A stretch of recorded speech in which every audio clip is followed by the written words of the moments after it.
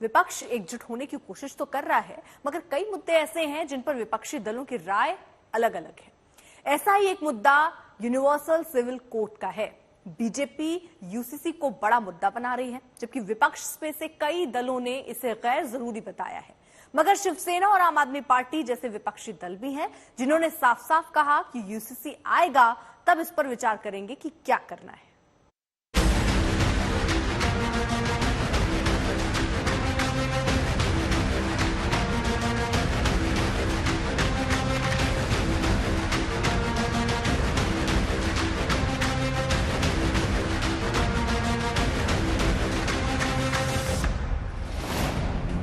दावे तो बहुत हैं कि बेंगलुरु की बैठक से निकलेगा विपक्षी एकता का वो रोड मैप जो बीजेपी के सामने बड़ी चुनौती बनेगा। बेंगलुरु की बैठक के बाद विपक्षी एकता का कारवां और तेजी से आगे बढ़ेगा। लेकिन सवाल ये है कि क्या सीट बंटवारे और कई अहम मुद्दे पर भी विपक्ष एकजुट हो पाएगा? बीजेपी के यूसीसी जैसे बड़े दांव के खिलाफ भी क्या एक राय बना पाएगा? क्योंकि कांग्रेस ने अभी दिल्ली में केंद्र के अध्यादेश वाली उलझन सुलझाई ही थी कि जेडीयू की ओर से यूसीसी के विरोध का ऐलान कर दिया गया। विपक्षी दलों की बैठक से ठीक पहले खींचतान का नया मुद्दा दे दिया गया। जनता दल यू, हमको लगता है गठबंधन के लगभग सभी पार्टियों का ये मानना है कि यूनिफॉर्म सिविल कोड लागू करने के लिए उपयुक्त माहौल अभी इस देश में नहीं है, इसलिए उसको अभी लागू करने की जरूरत नहीं है। यूसीसी के विरोध के पीछे विजय चौधरी विधि आयोग की पिछली कवायद का हवाला दे रहे हैं। मौजूदा दौर में यूसीसी को देश के लिए सही नहीं बता रहे हैं। आप ही बताइए कि इसी सरकार ने, केंद्र सरकार ने, मोदी सरकार ने ही लॉ कमीशन को ये मामला जांच करने के लिए दिया था और अभी 2018 में इन्हीं के विधि आयोग ने, लॉ कमीशन ने रिपोर्ट दिया कि समान नागरिक संहिता यानी यूनिफॉर्म सिविल कोड लागू करने की न आवश्यकता है न ये वांछनीय है। उसका लैंग्वेज है कि नाइदर नेसेसरी नॉर डिजायरेबल। यूं तो नीतीश सरकार के मंत्री गठबंधन के दलों की यूसीसी पर एक जैसे मत का दावा कर रहे हैं, लेकिन सच्चाई ये है कि शिवसेना और आम आदमी पार्टी जैसे दल पहले ही यूसीसी के समर्थन की बात कह चुके हैं। देखिए, सैद्धांतिक रूप से हम यूसीसी का समर्थन करते हैं।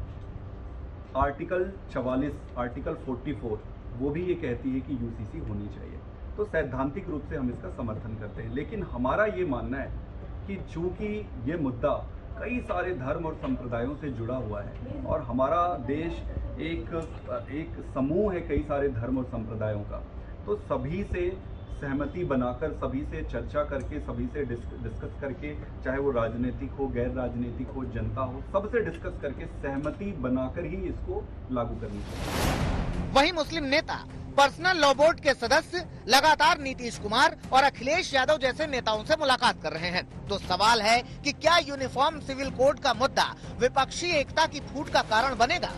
विधि आयोग की कवायद के साथ ही इस पर क्या विवाद और बढ़ेगा? बीते महीने भोपाल की रैली में पीएम मोदी ने मंच से यूसीसी का समर्थन किया था। अपने इस बयान के साथ ही पीएम मोदी ने बड़ा चुनावी एजेंडा सेट कर दिया था। आजकल हम देख रहे हैं कि यूनिफॉर्म सिविल कोड के नाम पर ऐसे लोगों को भड़काने का काम हो रहा है। आप मुझे बताइए, एक घर में परिवार के एक सदस्य के लिए एक कानून हो, परिवार के दूसरे सदस्य के लिए दूसरा कानून हो, तो क्या वो घर चल पाएगा? क्या कभी भी चल पाएगा क्या? यूसीसी पर पीएम मोदी के बयान के बाद से ही यूसीसी पर सियासत गरमाई हुई है। ओवैसी जैसे नेता लगातार सरकार की नीयत पर सवाल उठा रहे हैं। हमारी पार्टी का स्टैंड ये है, और जो शुरू से रहा है, हम यूनिफॉर्म सिविल कोड के खिलाफ रहे हैं। भारत के संविधान और आईन में ये एक ही तो डायरेक्टर प्रिंसिपल नहीं है। मोदी जी जो महिलाओं से बड़ा उनका वो मोहब्बत है, नरम दिल है, भाई शराब पे पाबंदी आयद क्यों नहीं करते? डायरेक्टर प्रिंसिपल में है, कर दीजिए ना।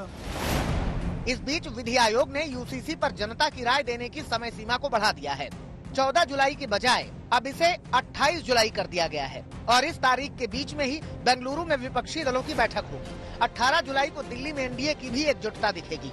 जाहिर है कि इन बैठकों में यूसीसी जैसे अहम मुद्दे पर भी चर्चा छिड़ेगी। अगर आम सहमति नहीं बनी तो यूसीसी पर विपक्ष की चिंता बढ़ेगी। पटना से शशि भूषण के साथ आज तक ब्यूरो।